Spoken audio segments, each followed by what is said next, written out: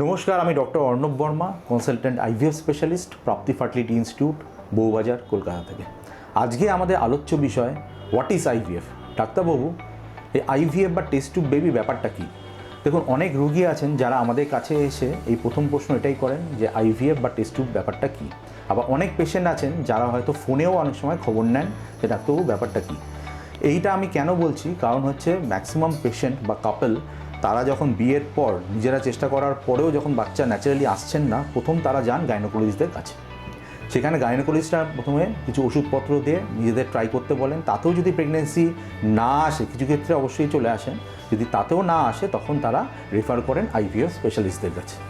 এবারে as an IVF specialist আমরা কোনো ভগবান নই, প্রথমে এই জিনিসটা বলে নেওয়া ভালো। আমরাও গাইনোকোলজিস্ট, তার উপর আমাদেরকে আলাদাভাবে এই আইভিএফের উপর আলাদা করে ট্রেনিং নিতে হয়েছে। ট্রেনিং নেওয়ার পর আমরা এই আইভিএফ চিকিৎসা করে থাকছি। আইভিএফ মানে আমরা বেসিক্যালি রিপ্রোডাক্টিভ মেডিসিন স্পেশালিস্ট। আমরা আইভিএফ, আইইউআই যা যা জিনিস হয় সেই যে জিনিসগুলো আমরা এখানে করে থাকি। আচ্ছা, আইভিএফ শর্টে আমি বলে দিই। তার ব্যাপারটা এইটাই যে অনেকে যারা আসতে পারছেন না বা দূরে থাকেন তাদেরকে একটা ধারণা দেওয়ার জন্য। কারণ কি, মিনিমাম ধারণাটা না থাকলে এবার আপনি যে কোনো আইভিএফ স্পেশালিস্ট কাছেই যান না কেন, আপনারা আমার কাছেও আসতে পারেন বা অন্য ডাক্তারবাবুর কাছেও যেতে পারেন, কিন্তু একটা সাধারণ বা সংক্ষেপে যদি একটা ধারণা আমি দিয়ে দিতে পারি তাহলে সেটা আপনাদের কাছে উপকারে লাগবে।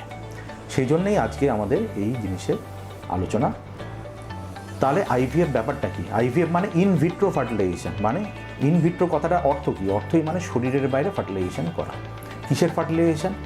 একটা ভ্রূণ তৈরি করতে গেলে একটা শুক্রাণু, একটা ডিম্বাণু লাগে। এই স্পার্ম আর এগের ফার্টিলাইজেশন, যেটা ইউজুয়ালি ফ্যালোপিয়ান টিউব বা নালীর মধ্যে হওয়ার কথা মহিলাদের শরীরের ভেতরে, সেটা আমরা শরীরের বাইরে ফার্টিলাইজ করছি। এটার জন্য এটার নাম ইনভিট্রো ফার্টিলাইজেশন, বা আমরা এটা লোকালি টেস্ট টিউব বেবি বলে থাকি, কারণ ভ্রূণটা আমরা তৈরি করছি ল্যাবরেটরিতে। এবারে বিশদে যাই। বিশদে গেলে প্রথম হচ্ছে আপনি ডাক্তারবাবুর কাছে আসবেন। ডাক্তারবাবু এখানে কাপল ট্রিটমেন্ট করেন।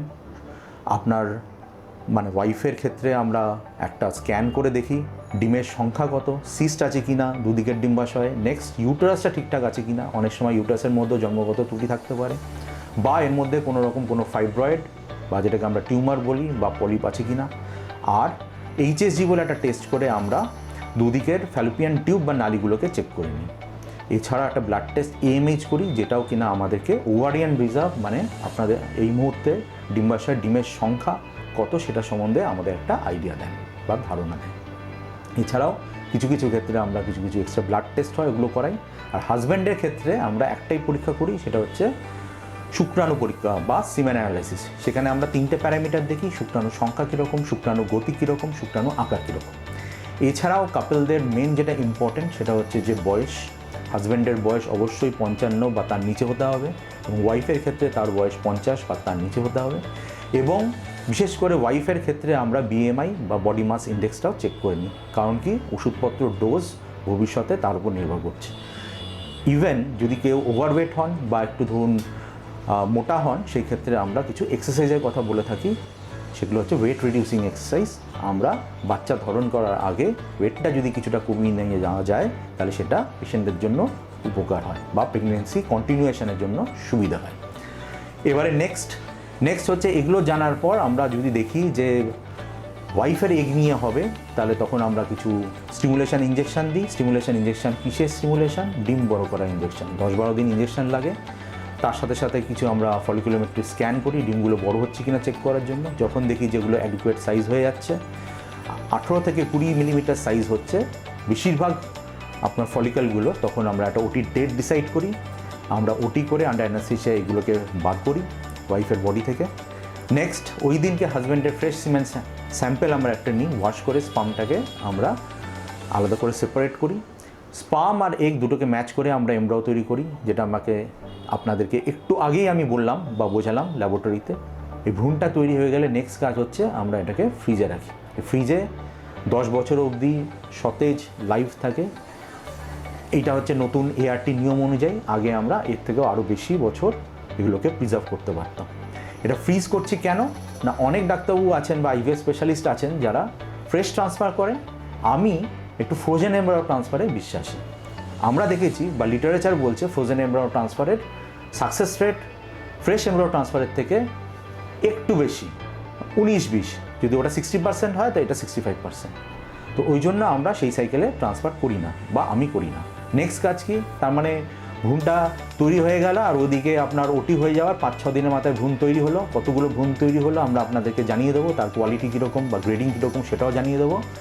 এই পিকআপ ওটির আপনার 5-6 দিনের মাথায় বা কিছু অনেক সময় ওষুধ দেওয়া থাকলে সেই ক্ষেত্রে 8-10 দিনের মাথায় আপনার পিরিয়ডটা আসবে। তাহলে একটা মাসিক চক্র আপনার এখানে চলে গেল।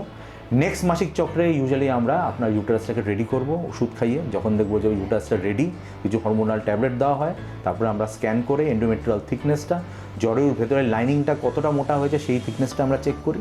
মোটামুটি 7.5 মিলিমিটার অ্যান্ড অ্যাবভ যদি সাইজ হয়ে যায় তখন আমরা ভ্রূণ ট্রান্সফারের ডেটটা দিই। ডেটটা দেওয়ার আগে একটা প্রোজেস্টেরন হরমোন টেস্ট করি। যদি সেই রিপোর্টটা ঠিক থাকে তাহলে আমরা একটা প্রোজেস্টেরন ইঞ্জেকশন স্টার্ট করে মোটামুটি 5 থেকে 6 দিনের মাথায়, কারণ কি আমি ইউজুয়ালি ব্লাস্টোসিস ট্রান্সফার করি, আমরা 5-6 দিনের মাথায় এমব্রায়ো ট্রান্সফারের ডেটটা দিয়ে দিই। যেদিনকে এমব্রায়ো ট্রান্সফার হবে তার আগে আমরা আলোচনা এটাও করে নিয়েছি যে সিঙ্গেল এমব্রায়ো ট্রান্সফার না ডাবল এমব্রায়ো ট্রান্সফার হবে, মানে একটা ভ্রূণ প্রতিস্থাপন করবো না দুটি, সেটা আমরা তার আগে পেশেন্টের সাথে কাউন্সেলিং করে নিই।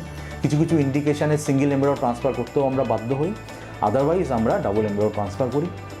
ভ্রূণ প্রতিস্থাপনের দিন আপনি খেয়ে দিয়েই আসবেন, অজ্ঞানের কোনো ব্যাপার নেই, আপনি চাক্ষুষ লাইভ দেখতে পারবেন পুরো প্রসেসটা। আমরা ভ্রূণটা ট্রান্সফার হওয়ার পর ওষুধপত্র কী কী খেতে হবে না করতে হবে সেগুলো সম্বন্ধে আমরা পেশেন্টদের বুঝিয়ে দিই, ইভেন আমাদের সিস্টাররাও গাইড করে দেন। এছাড়া কবে টেস্ট করতে হবে না করতে হবে সেটাও বলে দিই, প্লাস লাইফস্টাইল কিছু কিছু চেঞ্জেস দরকার, রেস্ট বিশেষ করে সেই ব্যাপারটা, এবং সবসময় পজিটিভ থাকতে হবে সেই ব্যাপারটা আমরা সাইকোলজিক্যাল কাউন্সেলিংয়ের মাধ্যমে পেশেন্টদের বুঝিয়ে দিই। তো এটাই গেল সংক্ষেপে আইভিএফ ব্যাপারটা কি। আইভিএফের লাস্ট স্টেপ বলতে পারেন আরেকটা আছে, সেটা আমি মিস করে যাচ্ছিলাম আরেকটু হলে, সেটা হচ্ছে ব্লাড টেস্ট। 15 দিনের মাথায় বা 14 দিনের মাথায় আমরা একটা সেরাম বিটা ইসিজি টেস্ট করে নিই।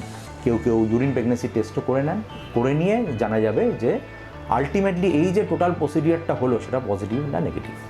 তো সংক্ষেপে এইটুকুনি জানলেই আপনারা মোটামুটি একটা আন্দাজ করতে পারবেন যখন আপনারা কোনো ডাক্তারবাবুর কাছে যাবেন বা আমার কাছে আসবেন যে আইভিএফ ব্যাপারটা কী। এটা আপনাদের বোঝার সুবিধার্থে এই ছোট ভিডিওটা বা আমার এই ছোট্ট প্রয়াসটা, যদি আপনারা এই ভিডিওটা ভালো থেকে থাকেন তাহলে অবশ্যই লাইক দেবেন, এবং আরও কিছু যদি বিশদে জানতে হয় তাহলে নিচে দেওয়া নাম্বারটা আমাকে ফোন করবেন। আজকের জন্য এইটুকু, ভালো থাকবেন, নমস্কার।